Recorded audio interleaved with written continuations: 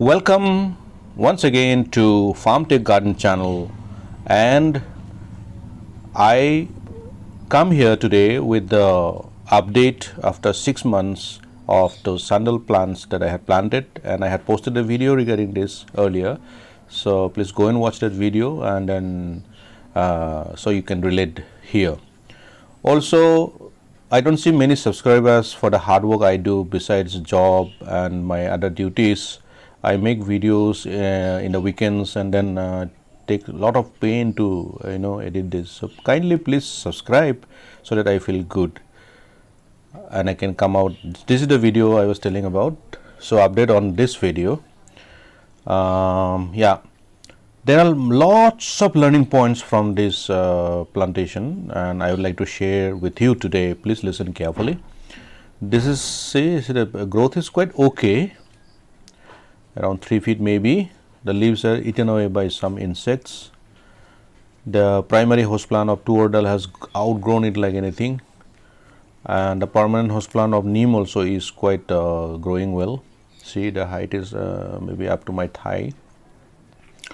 And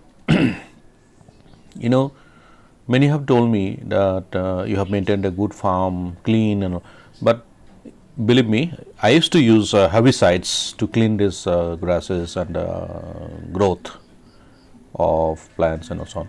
But I think that should not be done, because after visiting one of the farmers here, I have learned that if you keep it a little, if you allow the grasses to grow and all, it keeps the soil moist, and sandalwood also gets its food from their roots.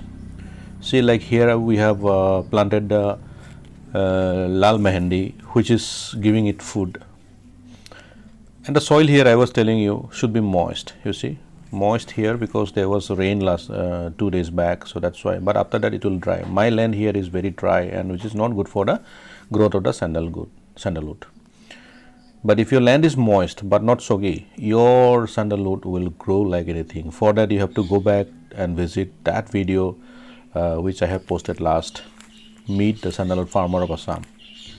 See, here also quite good, and this is the actually curry patta we have planted. Yeah, this is also quite good growth. And yeah, but while allowing grasses to grow here, it should not be like you allow any kind of growth and so on. That will eventually have a connection with your Chandan underneath, and your Chandan may die. So that's why that is also not allowed. Just some grass growth or grass type of some short bushy stuff, that's okay. So here you see growth is quite okay here. Also worth telling that out of 75 plants here, 25 of them died naturally or also cut by cricket. Cricket disturbs a lot.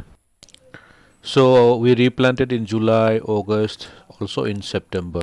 Here you see, it doesn't look so good. And one of the biggest mistakes I have done is I had not given any fertilizer after plantation. So they were not growing well.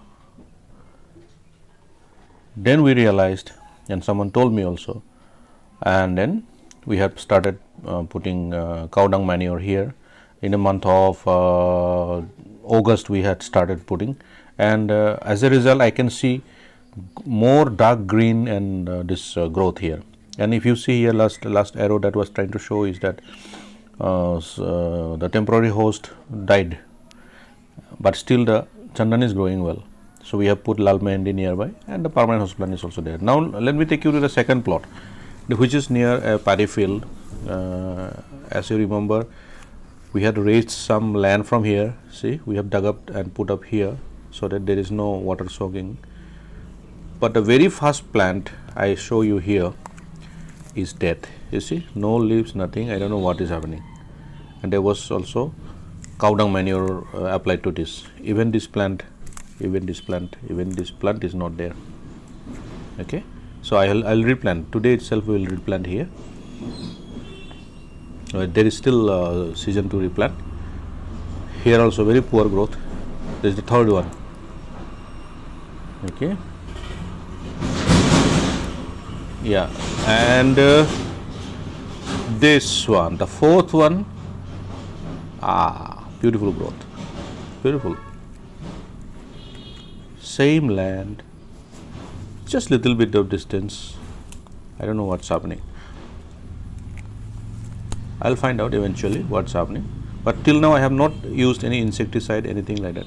So this stick is around 3.5 or maybe near 4, and so this is growing up to 3.5, let us say. Yeah, and that is a good growth, I think, for 6 months or 7 months in this land. I was not expecting much to see here. Like this one also is quite good. Yeah, of course there is always a fear of storm, you know. This is a land where there are not much trees are there. If your Chandan is surrounded by large trees in the boundary, that is quite actually expected and good. This one also, this has grown bush here, but not grown more than 2.5 or, yeah. This one we replanted, it had died here. This one has quite good growth, I think almost 4. Yeah, it should be. It's quite bushy and quite good growth. Yeah, almost 4. This stick is about 4. Yeah, this also has dark green, this one, because it was not growing. As I told you, we fertilized it with cow dung manure. This one also quite growing well. We are mulching it with the leaves of whatever around here, we have put it there, so it will turn as manure also. It will rot and it will become manure here. Also it will serve as mulches. Even branches I am putting up here, not throwing away. This also signs of good growth. So look at the soil here, it's very dry, wet little bit here, moist because of the rain again, I tell you. Now slowly it will dry and it will be so challenging till the month of May. So that was the update from my side, and I hope you have liked, and hope this will give you a lot of courage to plant sandalwood tree. And sandalwood tree is very, very profitable, as you all know, and also it is very vulnerable.